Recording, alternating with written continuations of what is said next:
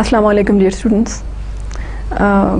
Welcome to this new lecture on report writing skills.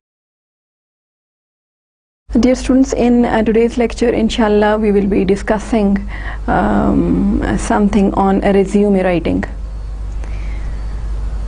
How to write a good professional resume if you are seeking a good job, a good post in some organization, in some company, in some institute. Dear students, for a single advertised post nowadays, you must have yourself witnessed that there are sometimes more than 500 candidates. I repeat, for a single advertised post in the newspaper, you sometimes are having 500 candidates. Now, is it possible for the employer to interview all the 500 candidates? It seems to be humanly impossible. So in order to make this procedure a bit easier, the employers and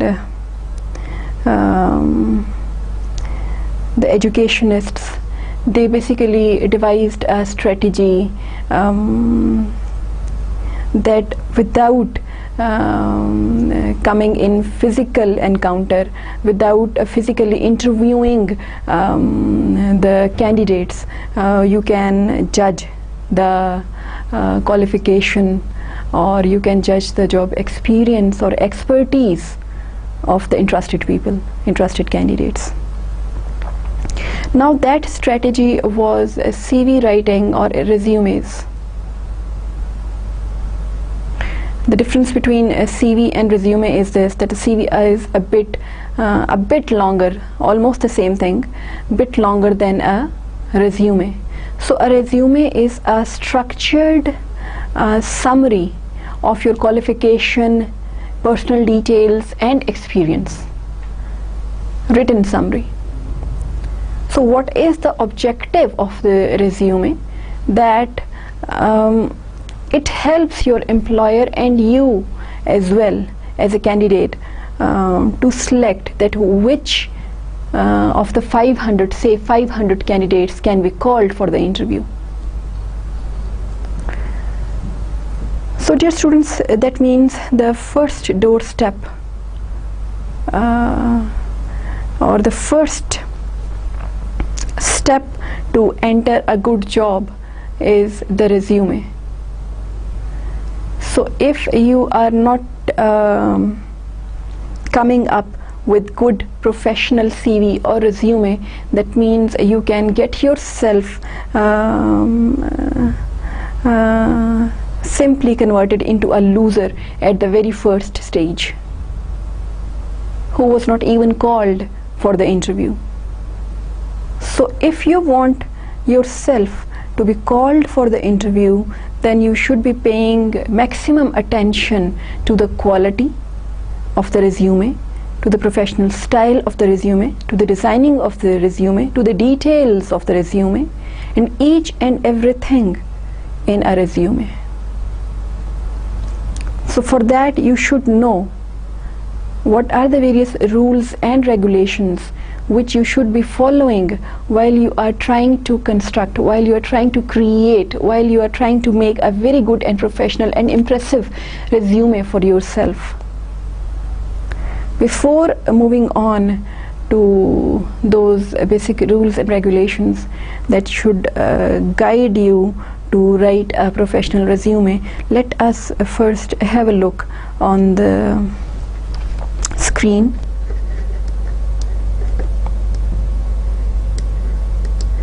Kindly have a look, dear students, in front of you on the screen. You will find something in front of you.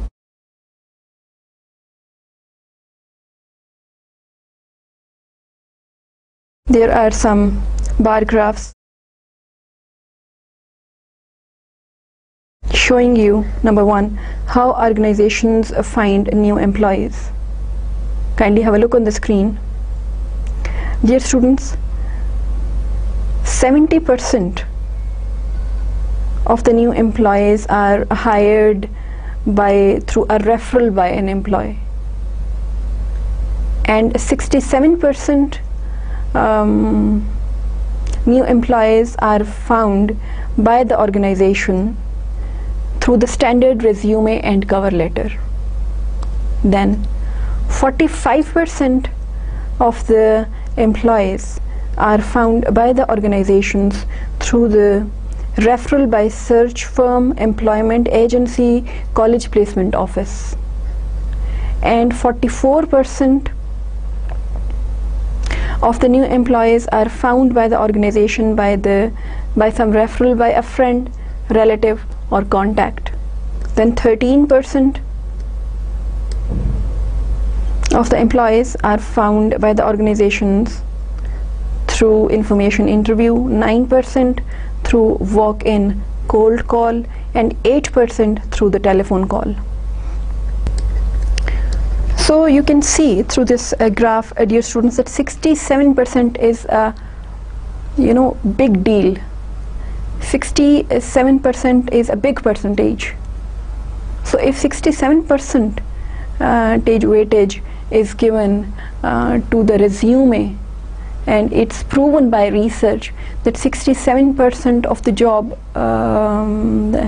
of the employees will find the job through resume, then that means you're supposed to pay some special attention towards your professional resumes. Then, dear students, we are having some statistics for how job seekers find work. Kindly have a look on the screen. Research shows that the recent graduates from a typical state university, for them the statistics through research show that 32% job seekers find work through personal referral, personal relationship with the employer. Then 18% self-initiated contact, 16% college placement office, 15% previous experience with the employer, 12% help wanted ad, 5%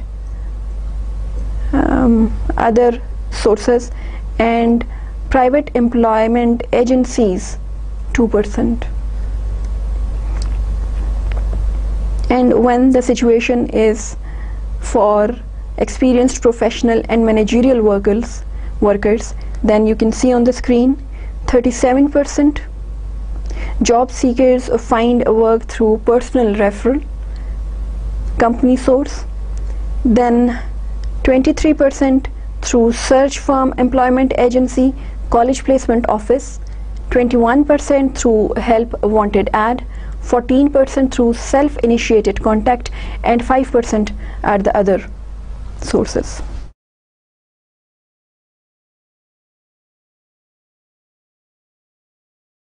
Have a look again.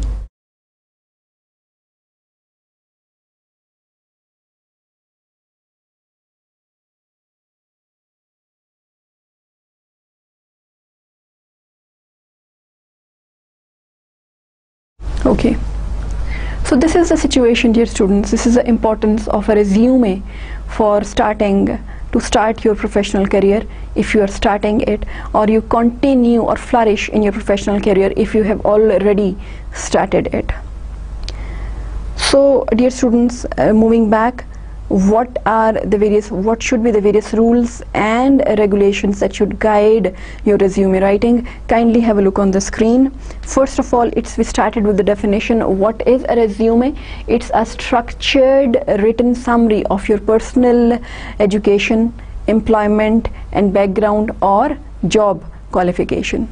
Have a look on the screen.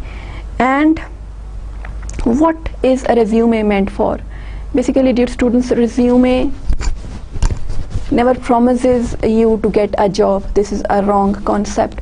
Resume simply helps you to open up the door of interview for you. It never promises a job. It simply is a doorway to enter the interview session. So what it is basically, that you are simply trying to advertise yourself through your resume in the best possible way, keeping in mind the requirement of the employer and then matching that requirement with your capabilities that match the best with the requirement of the employer. Have a look on the screen. Now dear students, what a best resume should talk of. If I say that a particular piece of paper in front of me is a very good and professional resume, then what are the basic qualities that this resume should depict about the candidate? What should it show about the candidate? What are the various qualities that a good resume should bring to the surface of a candidate? Kindly have a look on the screen. The recommendation is that a good resume should show that a candidate thinks, number one, kindly have a look on the screen, in terms of the results. That means the psyche and the thought of the candidate is such that before taking any action, he is having an eye on the results of that action. He is having the analytical thinking style. He analyzes a particular situation before jumping on to the action. Have a look on the screen. The quality number one, that your resume should show that the candidate thinks in terms of results. Then your resume should show that the candidate knows, that you know, if you are the candidate, that you know very well how to get things done. Then your resume should be constructed in such a way that it shows that you are a well-rounded personality. Means that you have experience in all the different important aspects of life that make a human being a complete human being. Then, for example, your curricular record, but in addition to the curricular record, the extracurricular record. If you are very good in your qualification, then at the same time, if you are very good in games, in debates, in such other activities, that means it shows that you are a well-rounded, or in community services, you are in social service, that means that you are a well-rounded personality. Then, dear students, your resume should show that the candidate shows the signs of progress. That means the resume shows that the candidate is having the energy, the power and strength to move forward. The design and the structuring and the points or the qualities or the details mentioned in your resume, they should show that you as a candidate are having the strength and potential to move forward, to progress, to flourish. Then your resume should show that you as a candidate are having personal standards of excellence. In your job history, you might show it through the various accomplishments in the community services, in your qualification, that you are having some personal standards of excellence in profession, in ethics, in social life and in personal life. Then your CV, your resume should show that you as a candidate are flexible and willing to do new things. You are having the guts to experiment. You're having the strength to get yourself molded into a new situation in the best possible way without breaking the basic rules and regulations. And then your resume, yes, dear students, should show that you are having, as a candidate, you are having very good communication skills. So dear students, these are the basic. Kindly have a look on the screen. These are the 7 specific qualities that your employers normally seek in your resume, in the candidate, through the resume, because the candidate is not in front of the employer at when they are looking at the resume. It's the resume talking for you. The resume is speaking for you. That means these things should become, these 7 qualities should become obvious to the employer through your resume.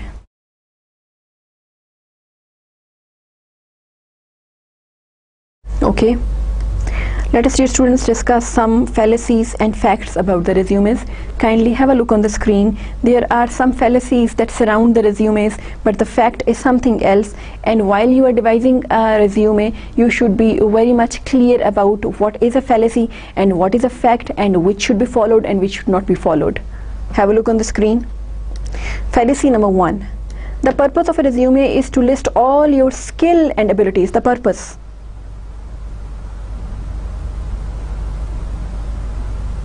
No, this is not the purpose. The purpose of the resume, the fact is that the purpose of a resume, have a look on the screen, is to kindle employer interest and generate an interview.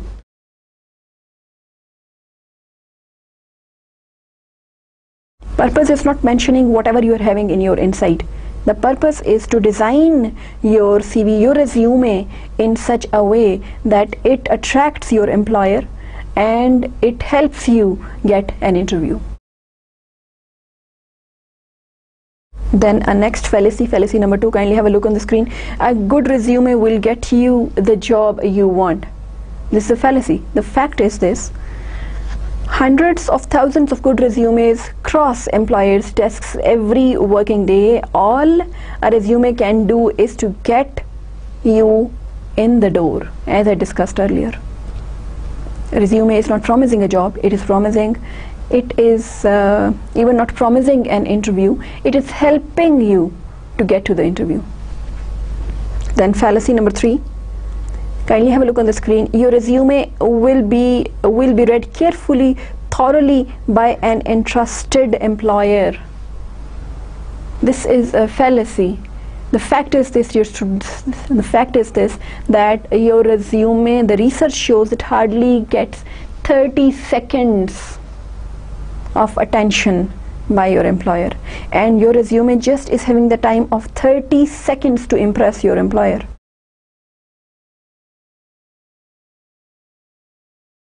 The fact is, reading it again for you, your resume probably has less than 30 seconds to make an impression. Have a look on the screen. And then, dear students, fallacy is that the more information you put inside your resume, it is more useful, more beneficial for the candidate. Have a look on the screen. The more information you put inside the resume, if you, for example, are having some 100 pages about yourself, to say about yourself, and you're adding up those 100 pages to a resume, and you are thinking that this will be extremely useful for you, then this is a fallacy again. If you will be doing it like this, you will be simply killing the appetite to know more, killing the appetite of the employer to know more. Nobody is having the time to go through more than 10 or 20 or 50 pages of your resume. A resume is a single page document normally, and if required, yes, you can move up to 2 pages, but the recommended length for a resume is 1 page.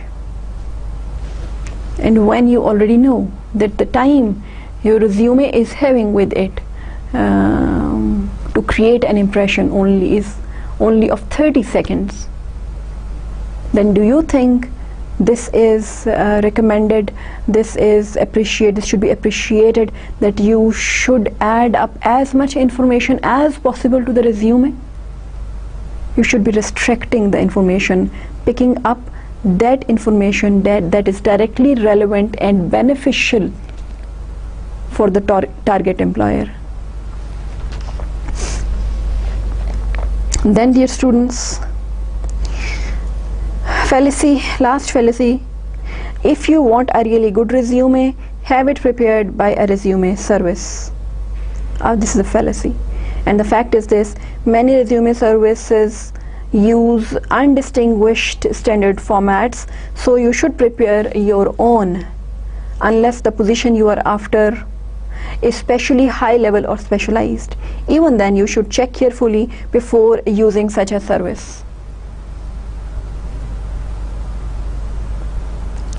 It's a normal principle of the life that if it is your task, if it is your job, if it is your business, if it is your document, the pain that you would be having for your own job, for your own business, for your own document, the details which you yourself know about it, they are never available exactly in the same way to another person, or they cannot be understood exactly in the same way by another service. So it's better to write your resume yourself.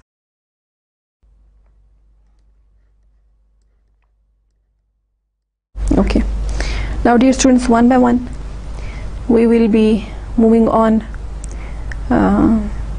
from the very beginning of the resume till the end of the resume. What should be included, how it should be included, what should not be included, and what format should be followed. Starting with the first heading, kindly have a look on the screen: controlling the format and the style of a resume. Dear students, as I told you earlier, just I think 30 or 40 seconds earlier, that the time that your resume is having with it to create an impression on the mind of the employer is just 30 seconds. And this is a fact, that these are just these 30 seconds in which your employer decides like this: fine, maybe on this side, or reject this side. 30 seconds, maybe, or rejected, maybe, rejected. This is the time that is given to your resume. So this is the situation in which your formatting of the resume should be such that it successfully grasps the attention of your employer. Kindly have a look on the screen. The first thing you should be keeping in mind, that your resume should be clean, should be having a clean typeface on a very good quality paper of A4 size. Have a look on the screen. The paper should be a high grade bond paper. First, clean typefaced on a high grade letter size bond paper. High grade letter size bond paper. We are discussing the formatting of your resume. The first thing, the first demand is that your resume should use a clean typeface on high grade letter size bond paper. Then, dear students, what are the various colors of the paper for a resume, paper of the resume that are recommended? It can be white, it can be off-white, it can be ivory color, or it can be any light shade, light earth tone color. We discussed two things: the type, and then the typeface, and then the color of the page. Then, dear students, the color of the cover letter page, the envelope page, and the resume page, they should match same color. Then, dear students, you should be leaving ample margins on the sides of the resume. in order to give it a good professional look. Remember one thing, dear students, you should avoid using the italics in your resume. As I told you, you're just having 30 seconds with you.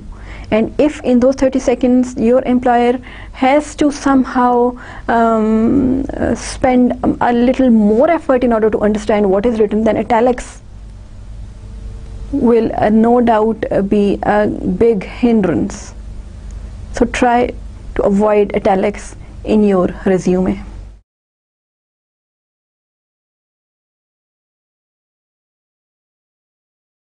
Then, dear students, the layout of your resume. Remember one thing, whenever you are talking of the layout of the resume and then you are talking of the text within the resume, then you should be making it stand out, and it should be designed in such a way that the different important parts of your resume are quite clearly obvious in front of the employer. This can be done in different ways. You can use headings for the important sections. Kindly have a look on the screen. Like you can use the heading of the work experience, then you can use the heading of the education for these separate sections of your resume. And if you are having some important information that you want to highlight, then you can underline it, or you can capitalize it, or you can make it separately standing towards the left margin. Okay. For example, you are showing different qualifications of yours, your students, in lists. Then you should be using them with an indent, so that with an indent, moving 5 or 6 spaces or more, depending on your requirement, from the left margin, and then showing the list. In that case, the list will stand out. Have a look on the screen, dear students. Now, dear students, whenever you are making a list, or whenever you are using the headings, if you remember that when we started the lectures on report writing, we discussed something about the parallel structure of the headings. Now the same rule applies over here as well. When you are giving a list, or when you are giving the headings to different important sections of your resume, you should keep in your mind that they should be following the rule of the parallel structure, and there must be no grammatical error. Grammatically, they must be parallel with each other. For example,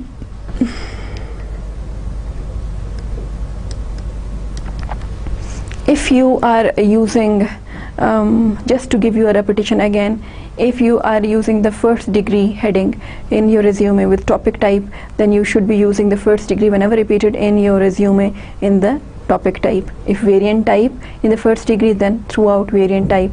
If complete sentence type, then throughout in the first degree complete sentence type. Similarly, dear students, remember one thing, it is not recommended that in your resume you write complete sentences. Complete sentences are not recommended for your resume. The recommendation is use short, simple and crisp phrases instead of complete sentences while you are writing the text of your resume. For example, and normally try to begin it with some action verb. Kindly have a look on the screen, different examples. Have a look. Coached a little league team in the regional playoffs. Now this is a phrase beginning with the action verb coached. Now you are not writing over here, I coached a little league team in the regional playoffs. That would have converted this phrase into a complete sentence, which is not recommended. Simply giving a phrase beginning with an action verb is recommended for a resume. Kindly have a look again. Coached a little league team in the regional playoffs. Second example in front of you. Supervised a fast food restaurant and 4 employees. If you say I have supervised, or I had supervised, or I supervised a fast food restaurant and 4 employees, that would have converted this phrase into a complete sentence again, which is not recommended. And over here, this is a phrase beginning with an action verb, and the action verb over here is supervised. Supervised a fast food restaurant and 4 employees, and this is the recommended style for a resume. Try to use phrases, not sentences, and the phrases, try to begin your phrases with action verbs.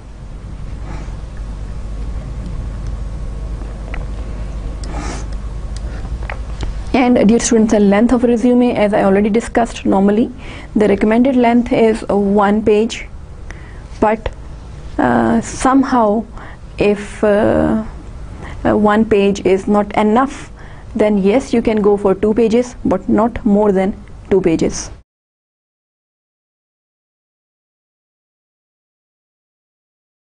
Okay, this was the overall, dear students, format and style. Now let us talk in detail about the contents of a resume. Have a look on the screen. Dear students, the main components of a resume normally is your personal information, your qualifications, your achievements, your objectives, your job history, your skills. Now dear students, the point is this: how should you design or tailor these contents in your CV? It totally depends on you.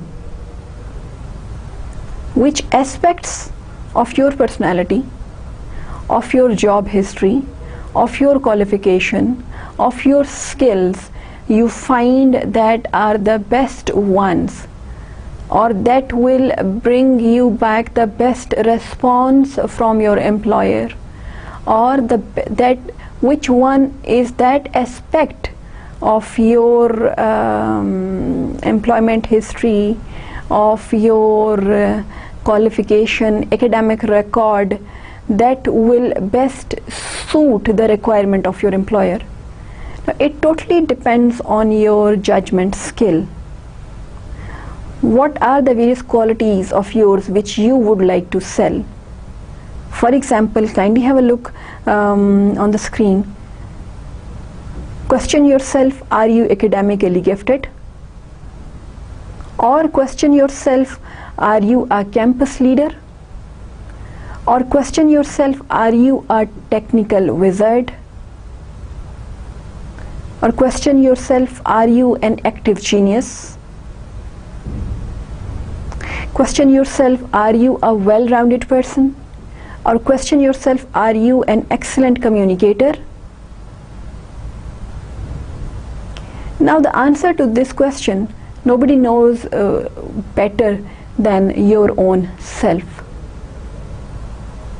So you will be tailoring the contents of your resume accordingly, keeping in mind which are the best aspects of your personality that you should be highlighting.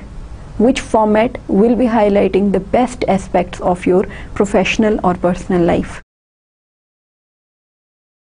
And remember one thing, dear students, you should not exaggerate. You should not be adding in your resume any such content which is not based on fact, whether you are talking of your qualification or you're talking of your experience, because this can negatively fire back. There are some employers who are having the policy to fire those candidates even after being employed when any of the information given in the resume that they submitted proves to be wrong. And so be honest in whatever you are adding in your resume. Yes, you should be having the capability to portray the best things that you are having in the best possible way.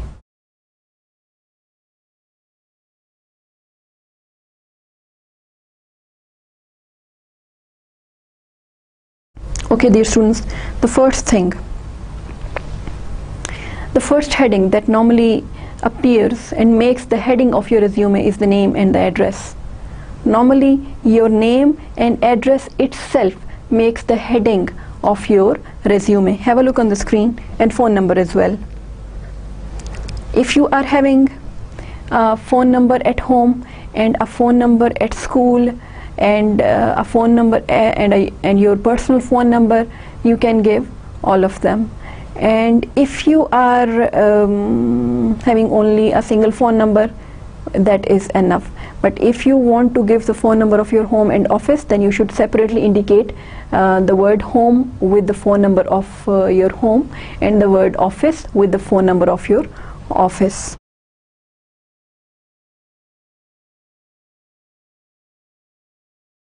Normally, dear students, you don't have to use the word resume as a heading. You can use it, but normally your name, I repeat again, and your address and telephone number itself makes the heading.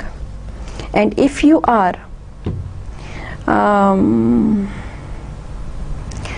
interested in specific type of job, dear students, then you can mention that fact in the heading of your resume. Kindly have a look on the screen.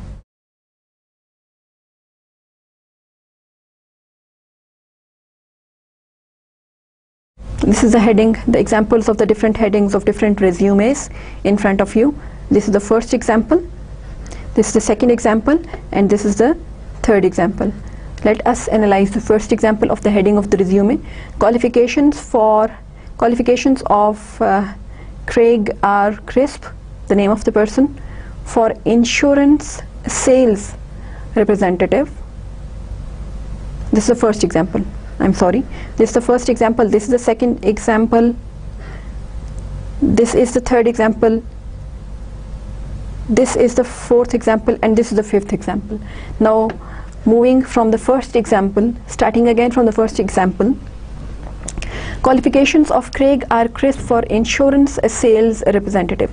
Over here, this is the name of the person, and this is the position that he has shown in the heading of the resume in which that person is interested, that is insurance sales representative. And as I told you, if you're having some specific objective in your mind, and you are really specific about it, then yes, you can mention it in the heading of the resume. The next example, resume sheet of Mary Menades, an experienced retail fashion buyer. Then, public relations background of Bradley R.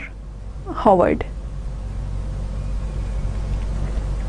Then Susan Lee Sylvan's qualification for the position of teaching assistant in the Dade County School District. So the heading itself is mentioning your objective, the position in which you are interested. Depends on you. If you want to be specific and if you want to highlight it in the heading, you can. Then the next example, kindly have a look on the screen. Profile of Michael D. Whiteau for entertainment management.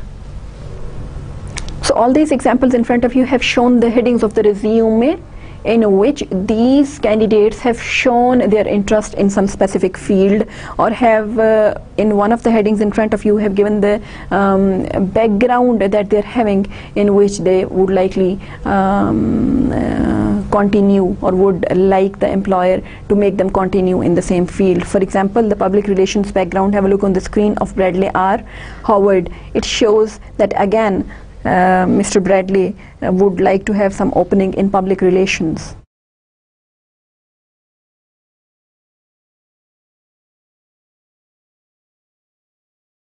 Remember one thing, dear students, whatever style of heading you use, you should use it in such a way that it becomes clearer to your employer in a second what you want and who are you and what is this all about. It should be clear.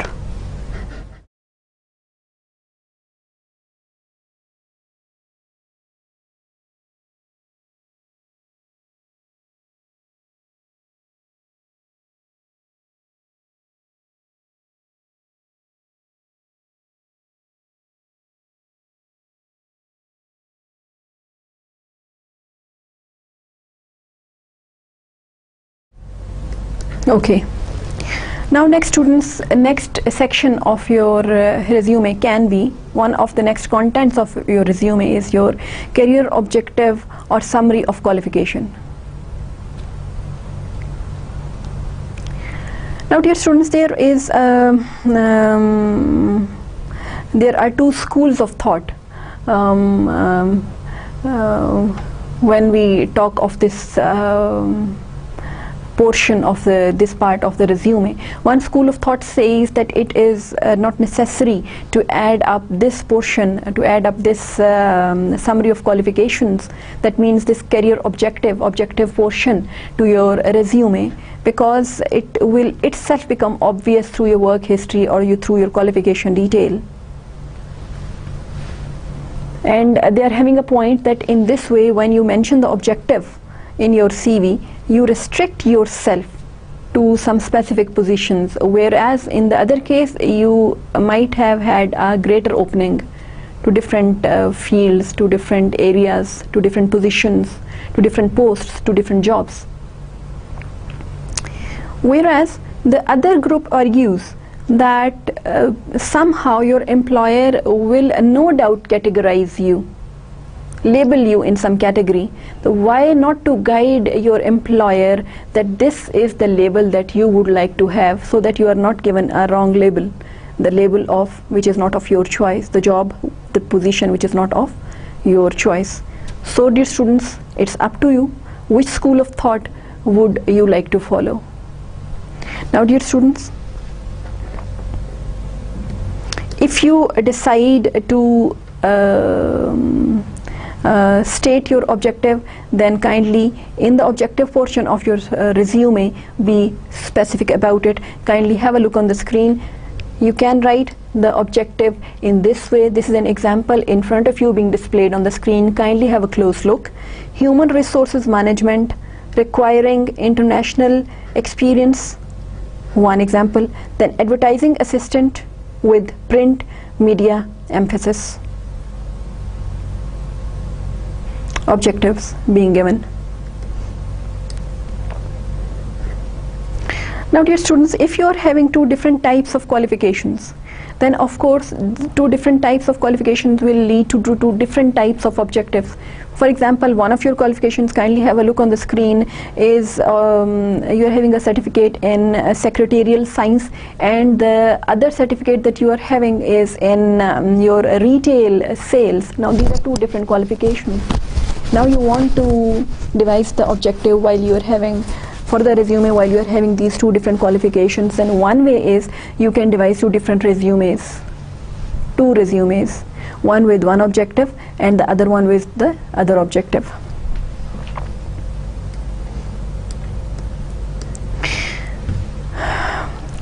And then if this is a situation, dear student, that your immediate objective of your resume, it varies from your ultimate objective, then you can combine the two in a single statement of your objective portion in the resume.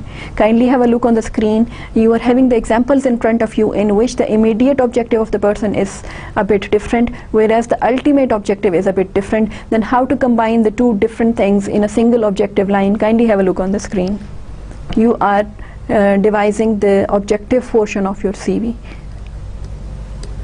Have a look on the screen. A marketing position with an opportunity for eventual managerial status. So to begin with, the person is interested in the marketing position, but the ultimate goal is that he would like to have some managerial status. After that, dear students, next example in front of you, proposal writer with the ultimate goal of becoming a contracts administrator. So to begin with, the person wants to be a proposal writer, but the ultimate objective is to gain the position of the contracts administrator.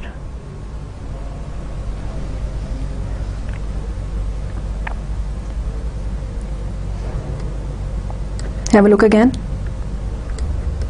The above two examples. The first example in which you specifically are mentioning your objective, and the second example in which your immediate objective differs from your ultimate one. Have a look again. I'm scrolling it up and down for you. Okay dear students, another alternative approach while you're writing the objective portion of your resume is that you're having a varied experience and you simply want to summarize the best and strong points of yours and in the objective, and this approach is also quite useful when you are not specifically mentioning any specific objective, but yet you are giving or highlighting your strongest qualification through the objective portion. Have a look on the screen.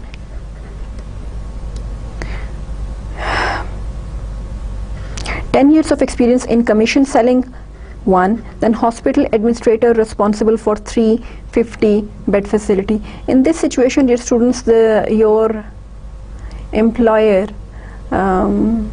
itself can see what you stand for, what are your strong points and what are your weak points. Okay, dear students, now we move on to the next section of your resume. Kindly have a look on the screen, and that is your education. There are two situations. You have already you already had a degree, and the other situation, you are still a student. If you're still a student, then dear students, your education is the best thing that you can sell in your resume. And how you should be writing your education section in the resume, dear students, first of all, you can give different headings to this section. Kindly have a look on the screen. You can give the heading of education, or you can give the heading of professional college, or you can give the heading of academic preparation to the education portion of your section of your resume. And then after that, dear students, you will be you will start with your recent school, with your recent schooling, and then you will be moving backwards. That is reverse chronological order. You will not be beginning from the last from the first school that you attended. You will be beginning from the recent school that you are attending or have attended, and then you will be moving backward. Have a look on the screen. And what else? You can include the name of the school.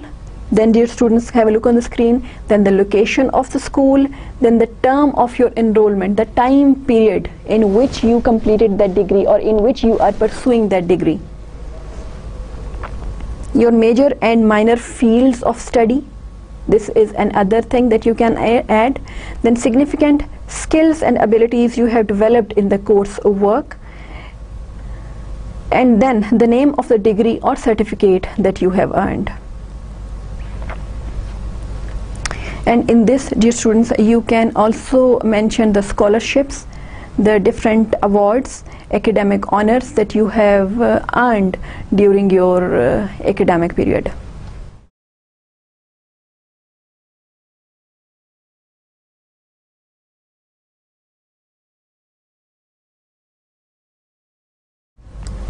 Okay, dear students, if during your during your education you attended some workshops, some seminars, or you also attended some off-campus training by some business firm, that can also be included in the education section of your resume.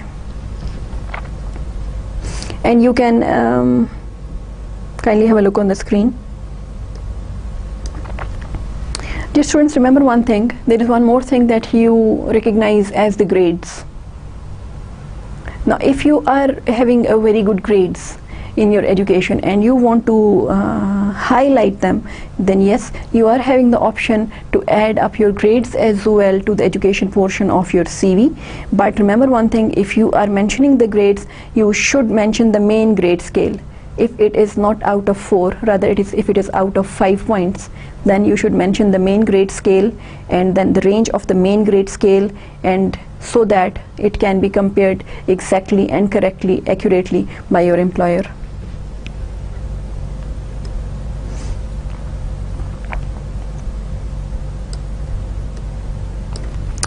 Now this is an extremely important thing, dear students,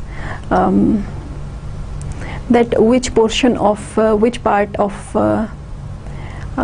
your resume, the education section should be added to? Should it be exactly after the personal information, or should it be by the end of the CV? Should it be hidden at the end of the CV, embedded somewhere, or should it be highlighted? Dear students, it totally depends on some circumstances. If your schooling was really glorious, that means you throughout was an A grade holder, then of course you would like to highlight this portion of education portion of your resume, and you would like to place it in a prominent position in your resume. Similarly, if the institutes from where you have been studying or in which you are studying are really having a very good name, in that case as well you would like to highlight it and place the education portion in a very prominent position in your resume. Similarly, dear students, if you are having no gaps in your qualification or academic career, in that case, and if you want to highlight it again, then you would like to have the education portion having a very prominent position in your resume. Then dear students, if the demand of your employer, if your employer focuses more on the education and the grades and the academic qualifications of yours, and of course you would like to add up the education portion in a very prominent position of your resume. So all these are different circumstances which will decide, your students, which should be the position of the education portion in your resume, or what should be the exact selection for the exact prominence of your education portion in the resume that you are trying to devise.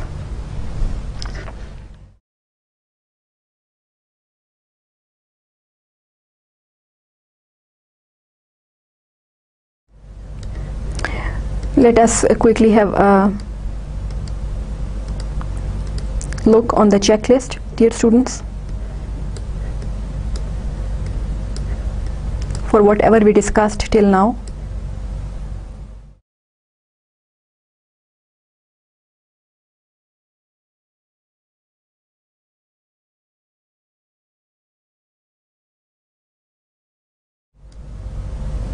Okay, dear students, first of all, we discussed the contents and the style. Have a look on the screen. We discussed to prepare the resume before the application letter, to summarize the facts the letter will be based on. Number 2, to present strongest qualification first. Number 3, use short noun phrases and action verbs, not whole sentences. Then dear students, use facts, not opinion. Then avoid excessive use of personal pronouns. Omit the date of preparation. Then omit mention of your desired salary, work schedule, or vacation schedule. Remember one thing, dear students, just to give you a repetition again, I think these 2 points were not discussed when we were discussing the detail of the contents and the style.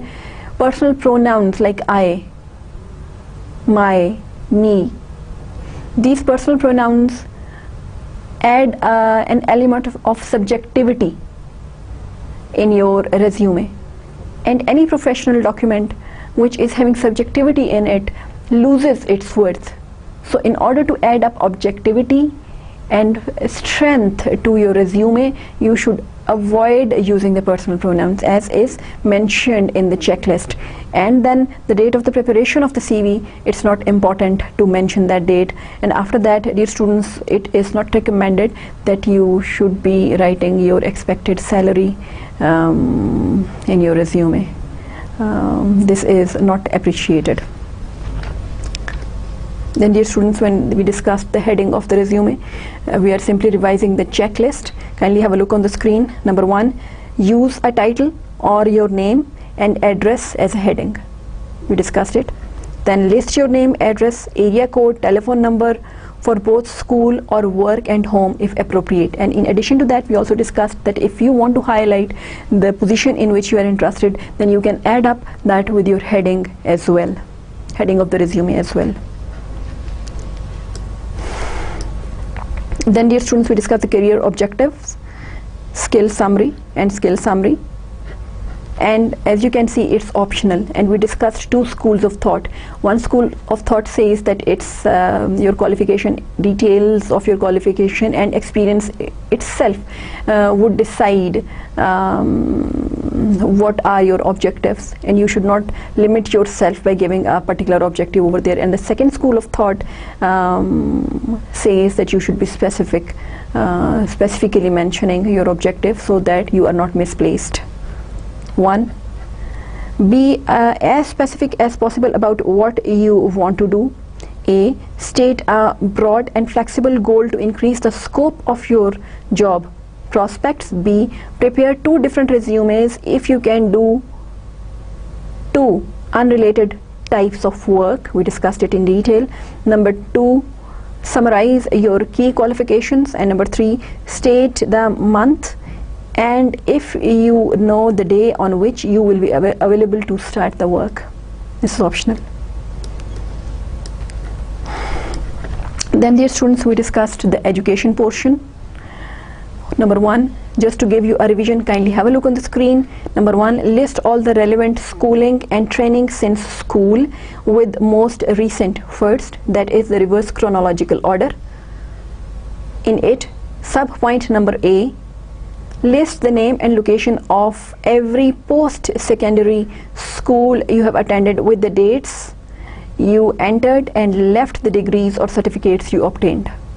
B, indicate your major and minor fields in the college work. C, state the numerical base for your grade point average overall or in your major if your average is impressive enough to list. We discussed it in detail as well.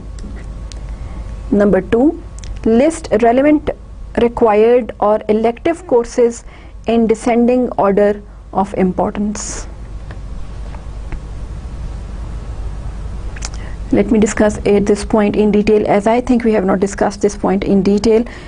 Dear students, yes, in the education portion you can show the list of the courses as well separately if you think specially that the employer or the organization in which you are applying for the job is specially interested some of those major or minor courses of yours, and those courses in which your employer is interested, you are having a very good command on them, or you are having very good grades in them, or you are having very good skill and experience with those subjects, then yes, importance, dividing the subjects in as per the importance, you can create a list and add it in the education portion of your resume. Then point number 3, list any other related educational or training experiences such as job related seminars or workshops attended and certificates obtained. Okay, dear students, in today's lecture we have discussed the resume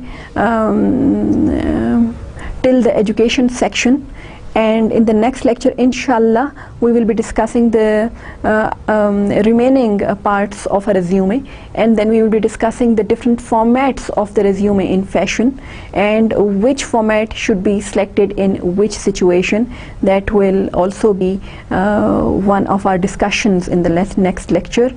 See you inshallah in the next lecture. Wishing you best of luck in all the good things of life. Till then, Allah Hafiz.